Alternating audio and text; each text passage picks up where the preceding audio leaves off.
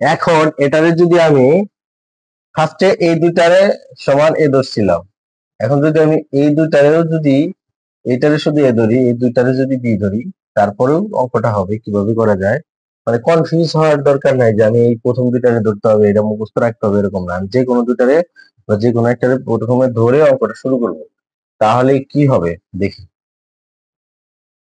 এটা আমার হলো, এটা বি, এটা হলো এ। তাহলে এ মাইনাস বি তার হোল স্কোয়ার, ফার্স্ট সূত্র। তাহলে স্কোয়ার মাইনাস 2a, বিটা হবে হলো 5y plus 2z, 2ab plus 2z B square. এটা আসলো, এটারে করলে এটা থাকলো মাইনাস 2x,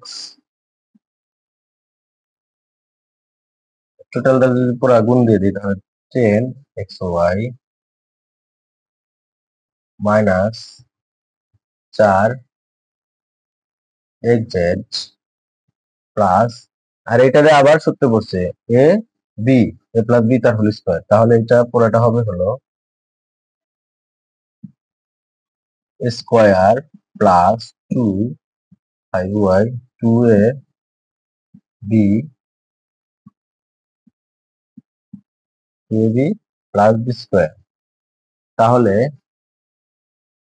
এটা হলো minus 10xy minus 4xz plus ay square plus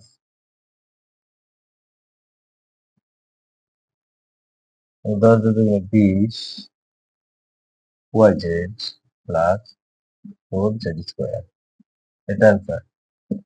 আগেরটা আর এটার অ্যান্সার একদম সেম, জাস্ট পদ্ধতিটা একটু ভিন্ন।